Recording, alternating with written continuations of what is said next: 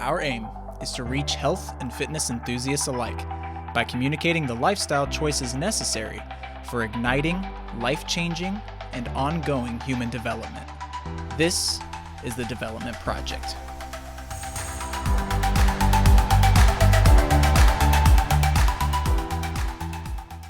Welcome back to another episode of the Development Project. Tristan, we have a new venue. Yes, we do, Caden. We are in my home. More specifically, we are in my wife's office. That is slowly becoming my office during this quarantine as well. So we felt like moving back to the gym, all the things that we will be having going on and stuff like that, it probably is not best to keep the podcast room where we had it, since that's your office / childcare. So yeah, beautiful green color. We decided to come here. So yeah, for those of you who end up seeing this later, yeah, it's a bright, vibrant green. My wife feels like it keeps her happy and joyful and always in the right mood, those kinds of things. So yeah, welcome to our home, everyone. I feel like there should be some splashes of orange here. It's like a Nickelodeon room where I like the slime, and we need the big splash of Nickelodeon orange everywhere else. Yeah. So, all right, everyone, this episode focuses on how you can take your craft as a CrossFit coach, or any coach really for that matter, and improve it to get yourself from good to great. For our members specifically, we hope that this gives a deeper insight into how our coaches gain the experience that they have and why we do things the way that we do them. So when we start, we're going to list what we consider to be the traits of a good coach, and then we're going to move from there into the traits that we believe make you a great coach. So Tristan, why don't you start us off with what we think makes someone a good coach? Let's preface this by saying we all have room to grow and improve, and we are not trying to say that we are by any means the apex of what a coach should look like. We're all trying to get better. So just kind of want to start with that, but just really going over the basics. And, I think that really if you can just hone in on the basics, that is exactly what makes you a good coach. We're also trying not to tear anybody down. So we're not actually going to really talk about negatives. I think that those are kind of, they go unsaid, right? So for a good coach, we really kind of have 4 topics for you. It's knowing how to teach, right? Teaching, being able to articulate and instruct proper mechanics for every movement that we teach for whatever day we're teaching it. Secondly, seeing. So distinguishing the difference between what a good and or poor movement looks like. Third, being able to correct those. So a lot of people, this is where it gets a little bit difficult, but understanding that you need to be able to use visual, verbal, as well as tactile cues to fix a poor movement. Because after all, we have to assume that every person that's coming in is going to have poor movement, and we need to make that movement better over time.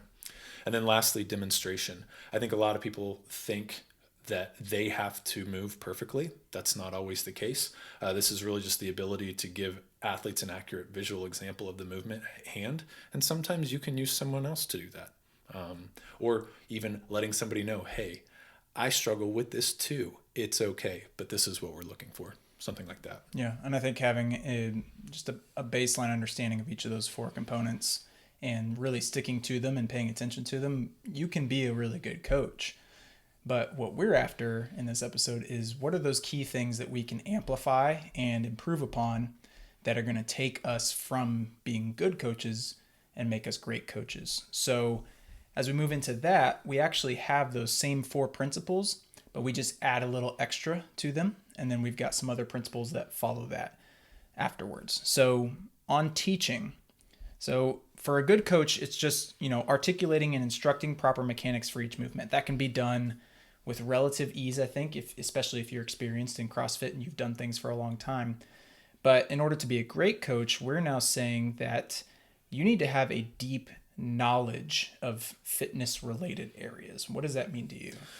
To me, and again, some people can kind of fast forward through this a little bit quicker than others, more or less seeing what your history might be, right? So for me, having knowledge in fitness-related areas can really help catapult somebody even quicker to being a great coach.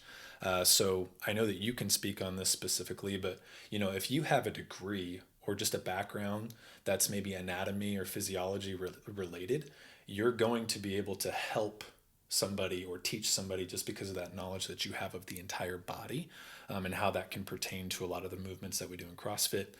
Some people come in as nutrition experts. Maybe you were a college athlete and you were an expert in some specific sport, or maybe you even coached a specific sport before you got into this. And then lastly, just any other certification that, we didn't already priorly mention that you have in related fields. All those things can give you what you're talking about, Caden, that education, that knowledge. Just having that is a leg up on a lot of people. But I will stop there and say some people know they have that knowledge and they just already think like, I'm already so smart. I already know how to do this. And we haven't even gotten into anything else of how to actually apply that knowledge. And applying the knowledge is more important than having the knowledge. Yeah, just having it doesn't really mean all that much if you can't communicate it to people effectively and make it make sense. Mm-hmm. For me, I have a deep understanding of nutrition and anatomy and physiology and all that kind of stuff just from my undergrad years as an athletic trainer, and then I'm in graduate school now as a physical therapist. So those are things that I have as a buffer, as knowledge. But if I have no idea how to communicate that to someone in simple terms, in ways that they're going to understand, I'm losing them. I'm not really going to be as effective as a coach because that communication piece is missing. Mm-hmm. So it definitely is important, and it's nice to have those extra things. And it's not to say that if you don't have any of that stuff that you can't go research it and learn. Take it upon yourself to learn those extra things, and that might give you a little bit more of that edge. Yeah. So that next piece in the teaching section is effective communication. So it kind of lends to itself pretty well. So scalability and stimulus, what does that mean? Yeah, so scalability and stimulus. So the stimulus is what we're trying to get out of any workout, right? And any coach or programmer that's giving you the workout of the day, they should have an idea of what they want that stimulus to be. And it's one thing for them to know it. It's another thing for your coaches to know it. And then it's another thing for the athletes to actually understand, like, what am I trying to achieve out of this? And if if it's a line of telephone, you're going to have a lot of mixed results in that workout. So it's about understanding, helping our coaches, and how do they actually effectively communicate to the athlete.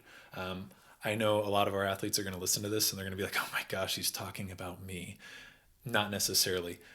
But let's take an athlete who thinks that if I write a number up on the board, let's say a weight, and they know that they can lift it, they're like, well, I'm going to do it because I know I can lift that. The point is can you lift it effectively and efficiently for 50 reps, or is it more something that you can lift maybe 5 to 10 times effectively for those kind of reps?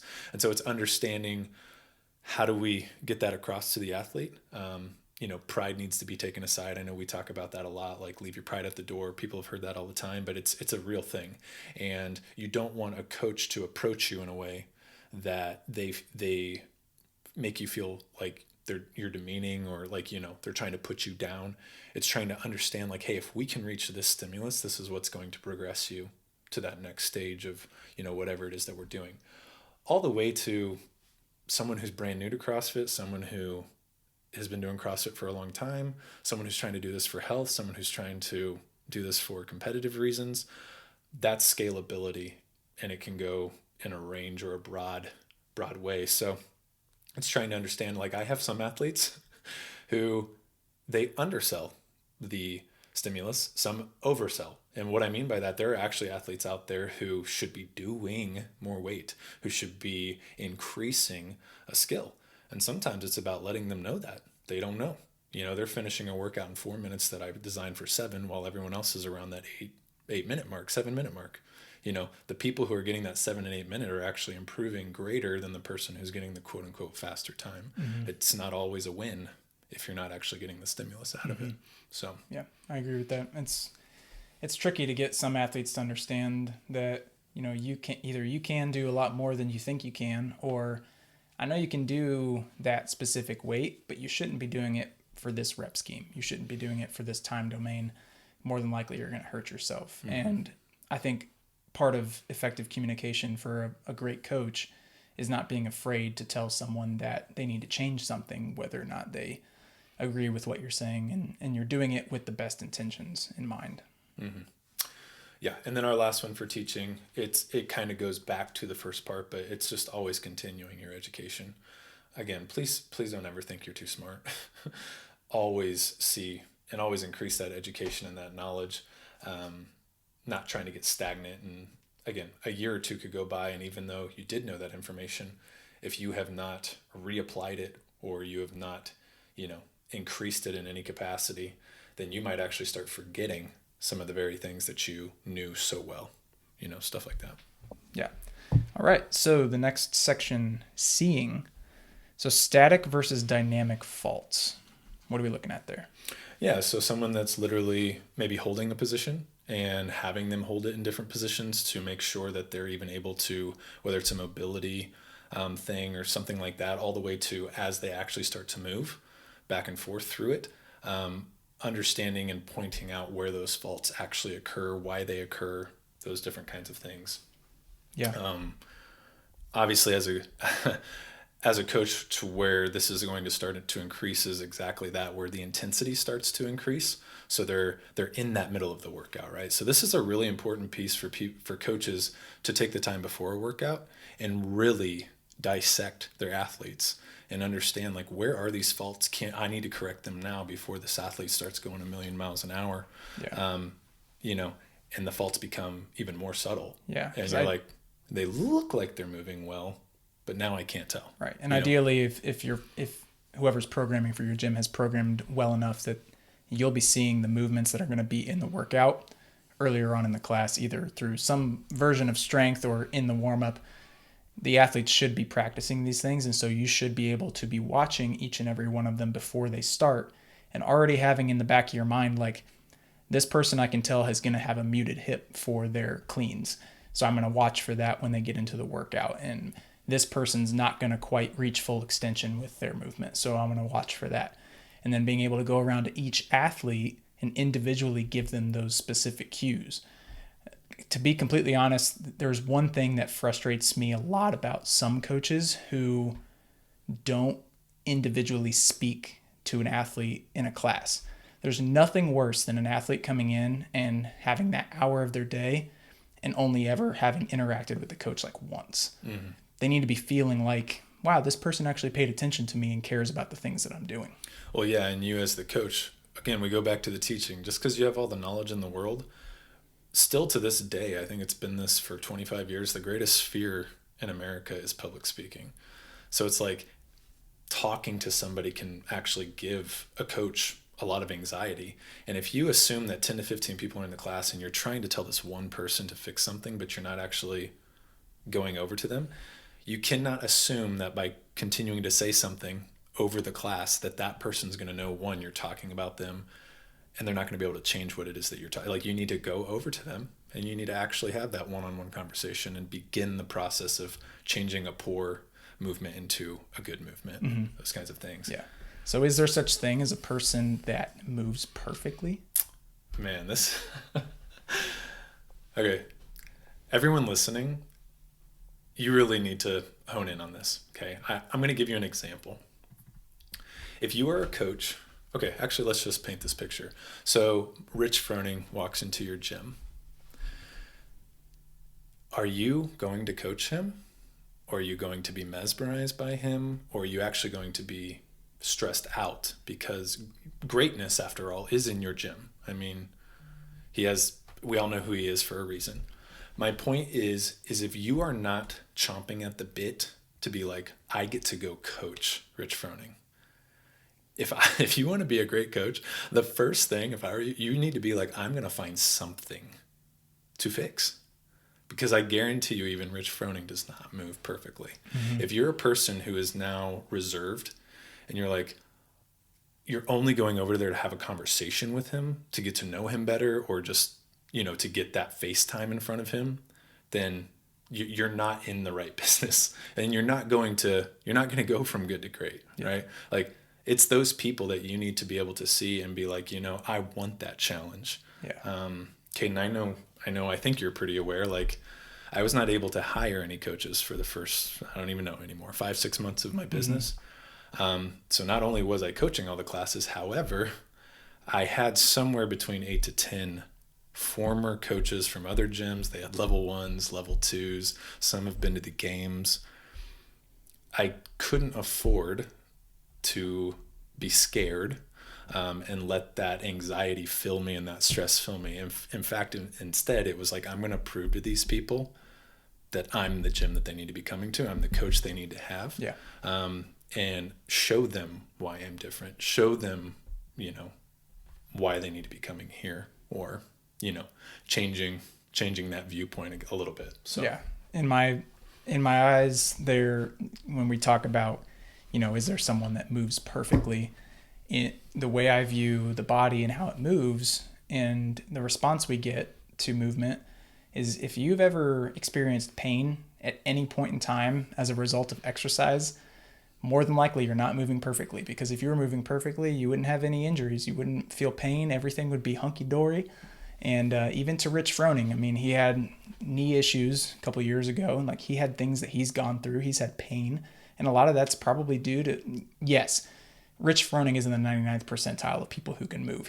He's really good at moving, but there are always those little things that you can improve on to keep yourself from developing certain types of chronic injuries and putting yourself at risk to other high impact injuries and stuff like that. So when I look at people, I'm always seeing, what are the things that we can address and fix so that hopefully they don't develop pain and they can keep doing what they like doing a lot longer. Yeah. So when I went to my level 2, I had to come out and coach the air squat.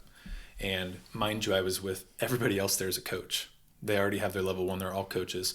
I had this, he was the youngest. I call him a kid. He was 23. He came out and he did the air squat, several reps. And my instructor said, "What did he do wrong?" And I was like, nothing. So he has a perfect air squat. I was like, it's pretty good. So it wasn't perfect. So that's the whole point. And again, I don't mean to jump levels here, but I'm telling you, if you're looking at your best athletes and being like, they move pretty good, that should not be your answer. If that's your answer, if they're not moving great yet, there's something that you need to give to them. And I feel so sorry for some of our competitive athletes. When I came back from my level 2, I started tearing them apart.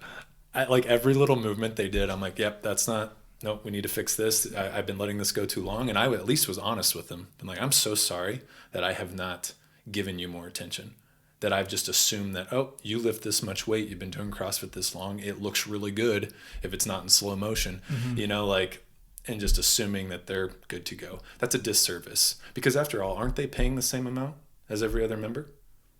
There's an argument to be had there. Yeah. If you're not coaching them because you think they move so well, then maybe you should make the membership less. The person who's not moving well, who has to take more of your time, who has 20 corrections, maybe they should be paying more. That's an argument for another day, but hopefully the point's made. If you're not coaching your best athletes, you need to really start, because again, you're doing them a disservice. And in order to get better, they got to find those little things that they can constantly improve on. And Matt Fraser doesn't keep doing squat cleans in his garage by himself because he thinks he's got it all down perfectly. You know and what that's I'm saying? a great. Here's another thing is I guarantee I know it's uncomfortable. It's more uncomfortable to try to coach someone that's a really good mover over someone who's not. If you actually take the time and start coaching your better athletes, you're going to become a better coach. It's going to become even easier to coach all your other athletes. So I agree. All right. So the next one we got is correcting. So a couple different things here. Using successful cues. Yeah. So again, this is where kind of your knowledge comes in. Understanding that a cue, whether it be, we already talked about it, verbal, visual, tactile, using a cue that actually gets the athlete doing the right thing. Okay. It doesn't mean that your cue is wrong. It is wrong if it doesn't get the athlete to make it successful. Okay. So this is where I think this really starts to get really, really tough for a lot of coaches, because this is where that fear starts to come in. This is where you actually have to start breaking down the one-on-one, and you have to start having that interaction with people. Yep. You don't get to hide behind, oh, I'm coaching a big class, so I don't actually have to go up and talk to anybody. I'm just talking at. This really takes the coaches who memorize everything. You're in trouble. If you memorize everything, the one time that something doesn't go accordingly to plan, are you able to come up with something different in that moment? Because after all, there's thousands of different kinds of athletes out there. Yeah. And there's thousands of different needs that they have. So Yeah. that's the first one. Yep. Next couple that we have, multiplying or multiple corrections for each fault, and then prioritizing faulty movement. So yeah, multiple corrections for each fault. This is going to take time. And I hope everyone understands that. Like, it's going to take time, but if you're always giving the same person the same correction every single time and it's not working, it kind of goes back to, was that ever a successful cue? No, it wasn't. But even more so is like understanding they might want to start going to another coach, and it's nothing really on you as a person. It's just that if they can't fix what you're asking and you keep giving them the same correction over and over, they're going to start seeking it out other places. So start getting those things and keeping them in your back pocket, going to all the certifications that I've gone to, having the experts that I've had surrounded or that have surrounded me. Like, we're both teaching an athlete to push their knees out. There's a lot of different ways to teach an athlete to push their knees out. If you keep saying the same thing, that athlete's not going to understand. So I'm just saying, try to watch YouTube videos, try to ask people like, hey, how do you teach this? What words do you say? What analogy do you use? And you never know how it's going to click with someone and click with someone differently. Me and you, Caden, like, I might have been teaching someone how to do pull-ups for three weeks. And the very first time they ever have you teach them pull-ups. Oh, Caden taught me pull-ups. And meanwhile, I'm back here and I'm like, I've been telling you that this entire time, right? Every coach who's listening to this can be like, yep, I've been there. Yeah, it doesn't make that coach better necessarily. It just means like they found the correction or the cue that worked for that athlete. Yeah. People respond differently too. Sometimes people like visual cues, other people like tactile cues. It's really different. So you have to be able to pull from your toolkit and do all of those different things for everyone. And then another big thing is being able to balance your critique with your praise. You don't want to constantly over critique someone and never give them the positive feedback that I think is what's going to keep them wanting to improve on different things like that. Yeah. I do want to go back to the prioritize faulty movement. This is arguably probably the second most important thing we're going to talk about today. And this is where a lot of people, you can minimize how long it takes to help somebody with, like, if somebody comes in and they have 5 different things going on and you're like, oh man, where do I start? There is a priority in that faulty movement. And I would say the first one, you should always ask yourself, what's going to put this athlete in the most safe movement pattern? We might not get to the other 4 faults today, but if I can change this one, at least I know that they can move, they can get a good workout today. We'll focus on the other things later, but now I know at least that they're safe. So. Yeah, you have your athletes for a long time, so don't feel pressure to have to get everything fixed in the first 20 minutes. You got a long time to work through some stuff. All right, next one, demonstration. So providing a visual aid and then demonstrating your credibility. Yeah, we did already talk about the providing a visual aid. There are a lot of things to unpack here, but the gist of is if you know you're not a perfect mover, that's okay, but I would still say you should be trying to improve your movement. You can still find someone that moves maybe better than you. Maybe you're just admitting like, hey, this person's really good at ring muscle ups, I'm not. This person can handstand walk, I can't. This person has a great snatch technique, I don't. Those kinds of things.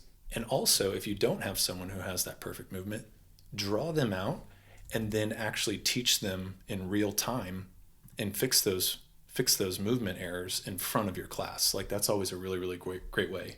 The second one I don't think a lot of people think about, and this is where I see the most coaches from my time in CrossFit, this is where a lot of people are screwing up. Demonstrating credibility. So what that means, if you're a coach who programs for your gym, and yet you're off to the side doing some advanced programming from some other person, so let's just throw some out there. Invictus, Misfit, Comp Train, but yet you're having all your other athletes do these things. That's not showing credibility to your programming. Why do you have them doing that if you're not doing that? Now, if you think Comp Train is what you should be doing, then that's what you should be programming for all of your members. They should all be doing comp training with you.